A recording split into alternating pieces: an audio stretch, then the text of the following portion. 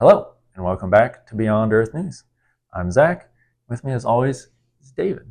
David, what are we doing today?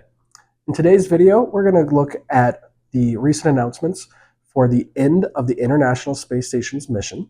We're going to talk about what the next plans are for the International Space Station, as well as what the current partner agencies are going to do once that's all finished up. All right, sounds great. Let's get into it.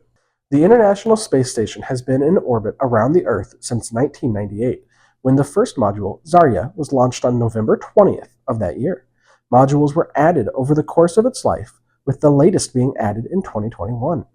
Human occupation of the station began on November 2nd, 2000, when NASA astronaut William Shepard and Russian cosmonauts Yuri Gidzenko and Sergei Kriklev boarded the station from their Soyuz capsule. Since then, the space station has been continually inhabited without interruption. During the more than 2 decades of habitation, over 280 people have spent time aboard the International Space Station.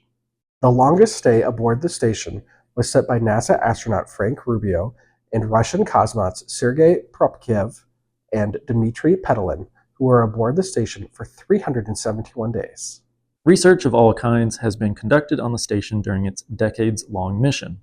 Some highlights of that research include 3D printing in agriculture in microgravity, collecting data on cosmic particles, black holes, and pulsars, and research into diseases such as Alzheimer's and Parkinson's. The space station has been a collaborative project between 5 major space agencies: the US's NASA, Russia's Roscosmos, Europe's ESA, Canada's CSA, and Japan's JAXA. That collaboration is coming to an end. Russia had announced that they intended to leave the partnership in 2024, though they pushed back that date to at least 2028. With Russia operating half of the station and the station's age getting up there in years, NASA has announced they intend to end operations of the station in 2030. To that end, NASA has recently announced the selection of SpaceX to design, develop, and build the U.S. deorbit vehicle. The vehicle will be operated by NASA and will be used to deorbit the ISS, ensuring that it breaks up over an uninhabited region of the Earth. The deorbit vehicle will be destroyed alongside the station. The contract is worth up to $843 million. So, what comes after the ISS is no more? NASA is looking to utilize the orbital economy that they've helped foster. Several companies are already looking into making their own space stations. These future space stations include Axiom Station, Haven 1, Orbital Reef, and Starlab. NASA intends to become a customer, buying time on the station as a service. This will allow them to free up time and resources to devote towards exploration beyond the low Earth orbit. As for Russia and Roscosmos, they plan to build their own space station. The first segment is planned to be delivered to orbit in 2027. 3 more segments will follow by 2030, forming the core of the space station. Another 2 segments are planned to be sent up sometime between 2031 and 2033.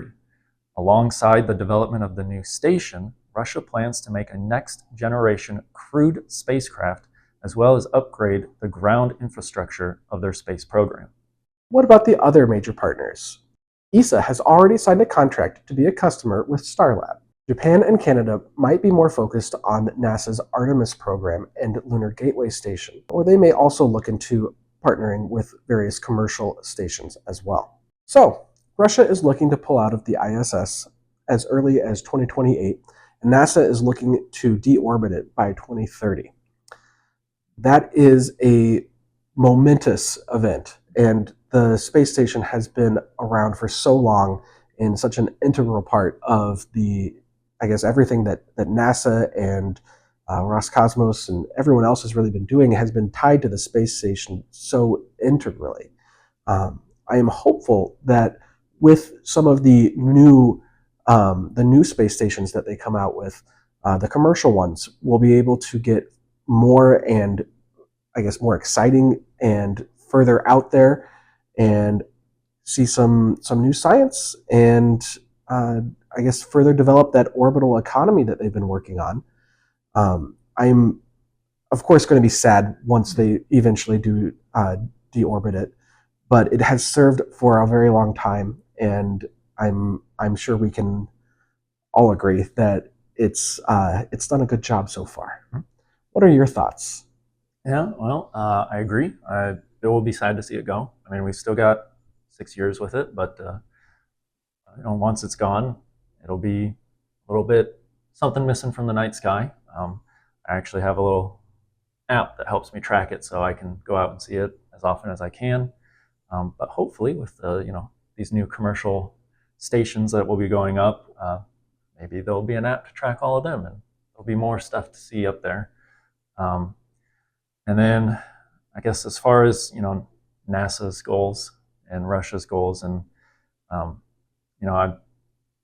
glad to see that NASA is able to utilize this orbital economy that they've helped create, giving them destinations in space so that they can free up those resources for the Artemis program and for missions beyond, Mars or who knows where. But and then as far as Russia, with kind of how the tensions have been going, I think I'm guessing it's not as fun anymore for all the partners involved.